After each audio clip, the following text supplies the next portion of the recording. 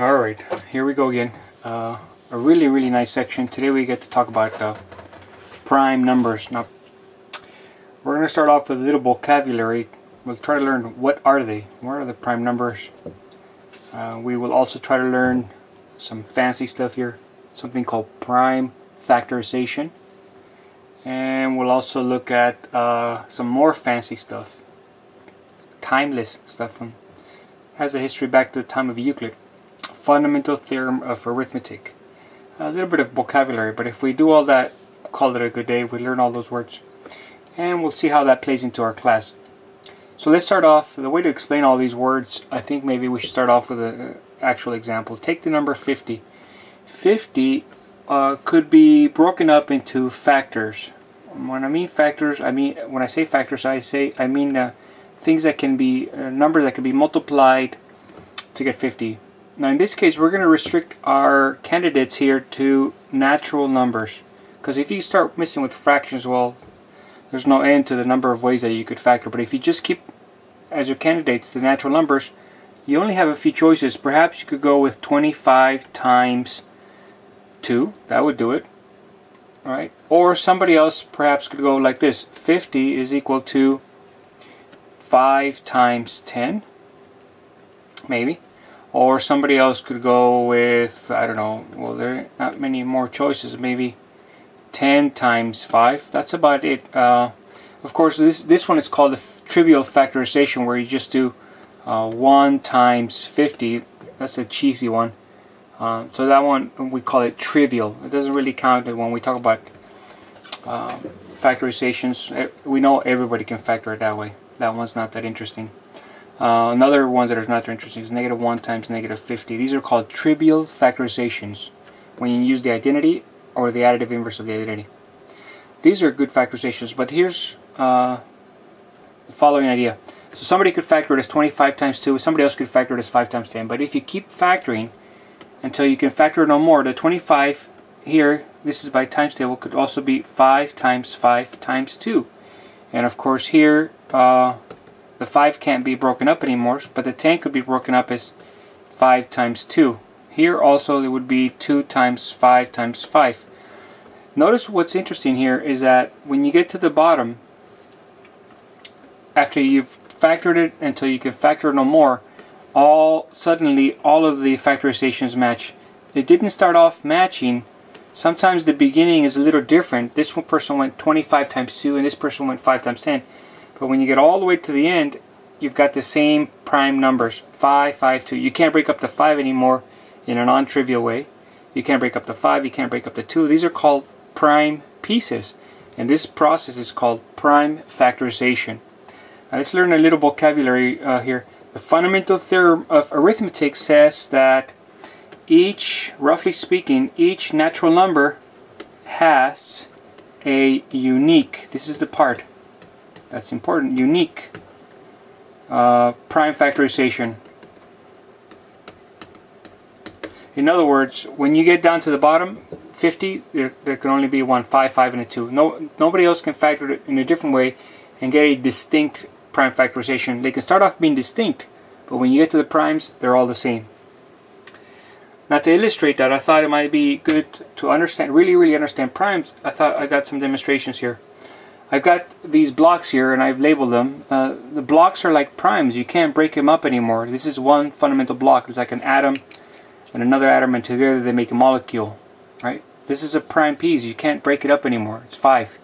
But if I take 5 times 5, these are being multiplied together, I get 25. 25 times 2 would give me 50. Those are the prime pieces put together to give you 50. A 5 and a 5 and a 2.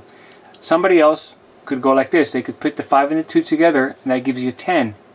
10 times 5 is 50. It's another factorization. But no matter how I shuffle them, it doesn't matter. At the end, a 5 and a 2 point to only one number, 50. And vice versa. Every number points to a unique set of these prime pieces. Okay? Take a look at the following example, 12. How would you break up 12?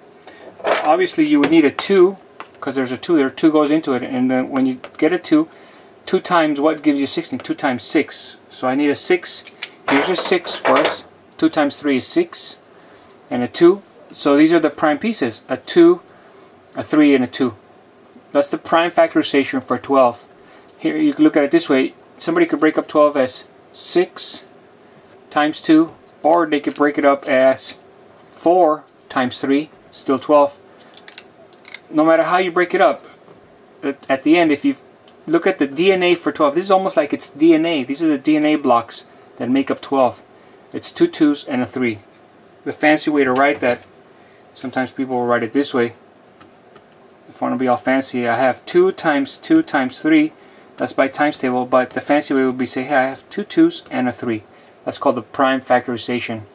And we have steps to justify everything here: times table and natural exponents. Alright, should we try it again? How about this one, 36? How do you break up 36? Well, you should think 36 is, for example, one way to do it would be 6 times 6. What's a 6 times 6? This is a 6. 2 times 3 is 6. This is a 6. 2 times 3 is 6. So I have 6 times 6. Together, this gives me 36. This is the DNA composition for 36. 36 is made up of 2 2s and 3 3s. So on paper it would look like this: 2 times 3 and 2 times 3 by times table a couple times, and then after some shuffling you get 2 square, 3 square by inspection. You see?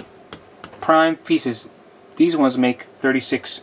You can go like that through, you know, all the numbers from 1 to 100. I bet all you would need is just a few of these blocks, and they can generate all the possible numbers. Of course, there are some that are...